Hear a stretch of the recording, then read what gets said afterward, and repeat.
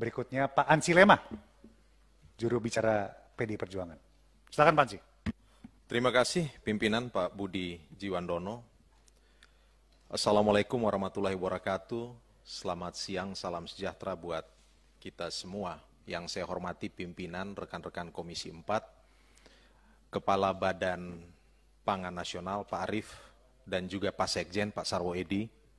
Ada juga Pak Budi Waseso, Kabulok, Direktur Pupuk Indonesia Holding Company Pak Bahir, dan juga Dirut ID Food dan Bapak Ibu yang mewakili BUMN di sektor pangan.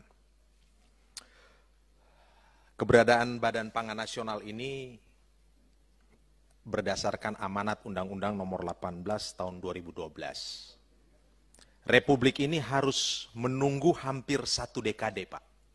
9 hampir 10 tahun.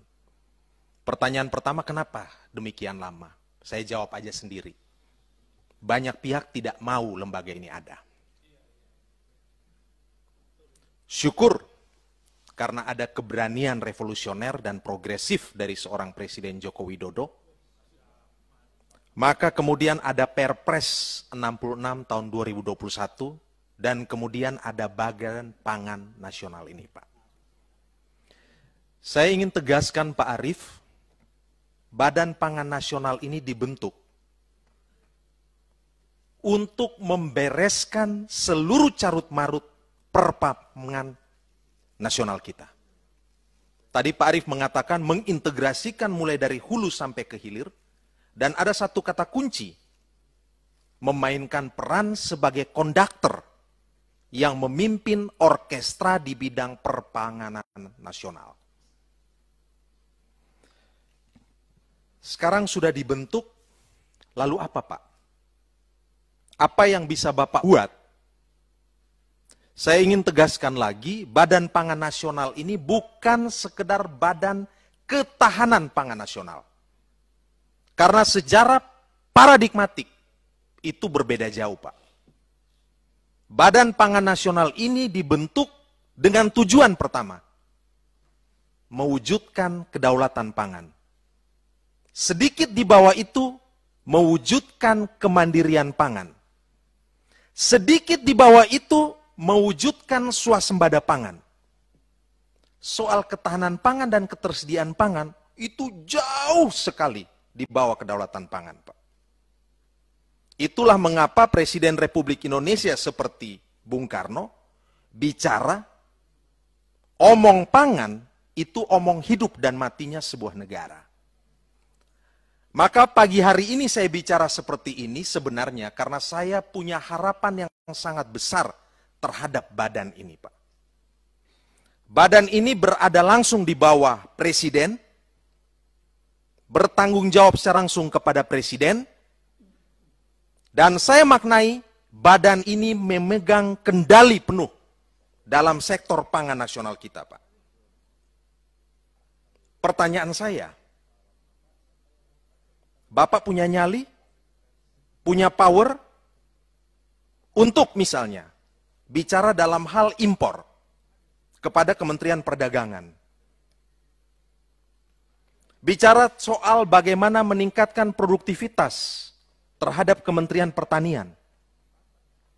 Atau juga bagaimana mengkomunikasikan ini kepada Kementerian BUMN yang di dalamnya ada BUMN di sektor pangan. Terus terang Pak, saya belum melihat itu Pak. Yang Bapak ceritakan dari tadi, itu narasi pada level aksi implementasi. Yang kami inginkan adalah bicara pada level paradigma, diturunkan pada level kebijakan, lalu baru aksi implementasinya seperti apa Pak. Konkretnya, kepada Menteri Perdagangan, Kepala BPN mau omong apa? Misalnya, soal data. Kerap kali data Kementerian Perdagangan berbeda dengan data Kementerian Pertanian. Berbeda dengan datanya Bulog. Apa yang mau Bapak sampaikan Sehingga kemudian sinkronisasi data ini bisa, Pak. Bapak bukan sekedar simpul yang menjalankan fungsi koordinatif, tetapi pihak yang memiliki otoritas karena memegang kendali. Bisakah Bapak ngomong kepada Menteri Perdagangan jangan impor? Bisakah Bapak omong kepada Menteri Pertanian tolong produktivitasnya dinaikkan? Karena tujuan kita ini kedaulatan kemandirian pangan. Bukan sekedar ketersediaan. Apalagi Pak, dunia hari-hari ini khawatir akan adanya krisis pangan. Kalau semua negara menerapkan kebijakan politik autarkis, menahan barang-barangnya untuk tidak diekspor keluar, dan terjadi krisis pangan, cilaka buat negara kita. Nah, momentum ini Bapak mau buat apa, Pak? Sebagai konduktor yang memimpin orkestra ini. Kalau ada seorang pemain ensemble tidak mematuhi, kira-kira Bapak bisa kasih reward. Mohon maaf, bisa kasih punishment. Saya khawatir Badan Pangan ini hanya akan menambah jumlah kementerian ataupun lembaga atau badan-badan lain yang mungkin sekarang sudah ada 15, Bapak ini menjadi badan yang ke-16. Itulah yang tadi dikatakan jangan sampai keberadaannya sekedar memberatkan APBN, Pak. Jadi kehadiran Badan Pangan ini mendapatkan full support dari Komisi 4, Pak. Full support, saya katakan demikian. Terus terang, Pak, saya mau katakan bahwa kenapa Komisi 4 fight kemarin? Karena kami yakin kalau badan ini ada di sini, paradigmanya adalah paradigma kedaulatan dan kemandirian. Bukan sekedar ketahanan dan ketersediaan pangan. Mungkin kalau di komisi lain, yes, seperti itu. Apalagi kalau kita telusuri Undang-Undang nomor 18 tahun 2012 yang melahirkan Badan Pangan ini, spiritnya adalah spirit kedaulatan. Nah, tolong Bapak cerita kepada kami. Dari hulu ke hilir yang memfasilitasi perwujudan kedaulatan dan kemandirian pangan itu seperti apa? Kepada Kementerian Perdagangan saya akan ngomong apa? Apa permasalahan yang ada di sana dalam upaya mencapai kedaulatan dan kemandirian? Kepada Kementerian Pertanian, apa yang mau saya sampaikan, saya komunikasikan.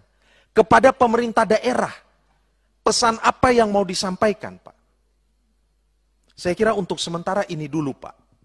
Ya, ini dulu lah. Awalnya ini menurut saya kita perlu agak harus serius. Karena ini fondasi. Ini dasar. Kalau dasarnya rapuh ya repot. Dasarnya harus kuat. Supaya kita lihat betul ini visi arah dan orientasinya mau kemana, Pak. Dalam hal data tadi misalnya saja, saya belum menemukan pola mendapatkan data dari BPN ini, Pak. Polanya seperti apa? Kalau sekedar kolek dari sana sini aja, nanti hanya akan menjadi data pembanding yang kelima atau keenam, Pak. Nah, untuk menjawab yang tadi Pak Budi katakan, data harus valid, akurat, karena kalau data tidak valid dan tidak akurat, pasti public policy-nya akan meleset. Ya, kira-kira demikian. Saya kembalikan. Lebih dan kurangnya mohon maaf Pak Arief. Terima kasih Ketua, Pimpinan Rapat, Bapak Ibu, anggota Komisi 4 yang saya hormati. Beberapa pertanyaan dan harapan memang sangat besar kepada Badan Pangan Nasional. Kalau tadi Bapak Ibu berharap sangat besar kemudian menaruh harapan, saya juga sama, Pak. Pindah ke Badan Pangan Nasional ini tidak mudah. Yang pertama, saya modalnya Perpres. Perpres 66 2021. Yang anggarannya juga sangat terbatas, tidak ada struktur organisasinya, belum ada blueprint-nya, ya. Dan itu kalau Bapak Ibu lihat, kami punya sekarang ada Instagram, Bapak Ibu bisa cek kegiatan kami, Badan Pangan Nasional, mulai dari saya dilantik sampai dengan hari ini. Dengan segala keterbatasan, Bapak Ibu, kami sudah kerjakan beberapa hal, tetapi masih jauh dari harapan Bapak Ibu semua di Komisi 4. Kalau kita mau selesaikan satu persatu, saya mohon dukungan Ketua dan Komisi 4, kita detailkan satu-satu, Pak Budi. Ya. Mulai dari hulu, Pak Ansi, Pak Johan, ya, sampai dengan hilir. Kalau mau, saya rela bersama seluruh tim yang ada, kita duduk, kita detailkan. Mulai dari proses hulu. Siapa Pak Johan, Pak Andi? Jadi, ini nggak bisa sepotong-sepotong. Pada saat produksi ada di teman-teman Kementerian Pertanian, kemudian Bapak salahkan saya nanti di ketersediaan, juga nggak keren gitu. Jadi, kita mesti duduk sama-sama, sama-sama kita hitung, Bapak kita buat KPI sama-sama. Kalau Bapak Ibu setuju, KPI-nya apa? Misal, produksi beras harus berapa? Produksi kedelai dari 250.000 harus berapa di tahun ini? Kalau mengurangi ketergantungan impor dari 3 juta, secara bertahap, tahun depan lagi gimana? Persiapan bibitnya bagaimana? Titik koordinat lokasinya pangan ada di mana? Ayo. Kemudian teknologi pasca panen, tadi disebutkan oleh Bapak-Bapak. Kita ini sekarang nggak punya teknologi pasca panen. Mau siapkan kedelai, oke, kedelai terus pengeringnya seberapa banyak ada. Kemudian disimpannya seperti apa oleh Bulog. Perpres 48 2016 itu menyebutkan bahwa Bulog itu memang sudah ditugaskan padi, jagung, kedelai. Benar Ketua. Tapi memang kenyataannya baru mengerjakan beras. Sehingga pembangunan CDC seperti di Sumbawa, Corn Dryer Center, ya, itu saya sampaikan ke Pak Buas dan tim, ini besok nggak boleh isinya hanya oksigen. Jadi pada saat teman-teman di Sumbawa, di Dompu itu panen, segera dikeringkan ya, jagung, masuk dengan aflatoksin misalnya 50 ppb, kita detailkan. Spek-spek yang diminati oleh peternak, kemudian private sector, itu harus firm. Selama speknya tidak bisa sampai pada level itu, harganya akan ditekan di bawah. Nah, tapi untuk mengerjakan itu semua, kita perlu tadi teknologi untuk memperpanjang shelf life. Kalau di luar negeri punya cold room yang besar. Ya. Tetapi memang harus ada jaminan hilirisasi, Ketua. Mungkin demikian, tidak bisa menjawab semua, tetapi percayalah bahwa kita akan amanah Badan Pangan Nasional dan mohon dukungan termasuk anggaran. Terima kasih Ketua. Pak Ansi, silakan Pak Ansi. Terima kasih Pak Budi. Pak Arief, saya lihat jalan pikiran Pak Arief benar. Ada dua hal yang perlu dilakukan Pak Arief, karena amanat undang-undang ini mengintegrasikan dari hulu ke hilir dengan semangat kedaulatan dan kemandirian. Maka dua hal harus dilakukan Pak Arief. Satu, kerja teknokratis.